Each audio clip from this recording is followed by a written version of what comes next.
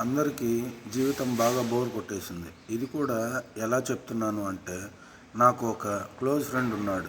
వాడు మంచి సాఫ్ట్వేర్ కంపెనీలో జాబ్ చేస్తున్నాడు. ఆ దేవుడి దయ వల్ల నాకు అలాంటి సాఫ్ట్వేర్ కంపెనీలో జాబ్ రాలేదు. నేను ప్రశాంతంగా ఉన్నాను. కానీ వాడేమో ఆ కంపెనీలో జాబ్ చేస్తూ మంచి శాలరీ తీసుకుంటూ కూడా అక్కడ మేనేజర్లతో తిట్లు తింటూ ప్రతి వారం 10 మందితో మీటింగ్కి వెళ్తూ వాళ్ళు అడిగేదానికి సమాధానం చెప్తున్నా కూడా తిట్లు తింటూ వాడిని చూస్తే అయ్యో పాపం అనిపిస్తుంది. ఇప్పుడు అందరినీ చూస్తున్నా కదా, అందరూ అందరి లైఫ్ హ్యాపీగా ఉండాలని ఆరాటపడుతున్నారు. కానీ ఏం చేయాలో అర్థం కాక తల పగలగొట్టుకుంటున్నారు. అయినా ఏవి ఆలోచనలు రావట్లేదు. ఇలాంటి వాళ్ళను చూస్తూ ఇప్పటి యుగంలో వాళ్ళని చూస్తూ ఉంటే అయ్యో అనిపిస్తుంది.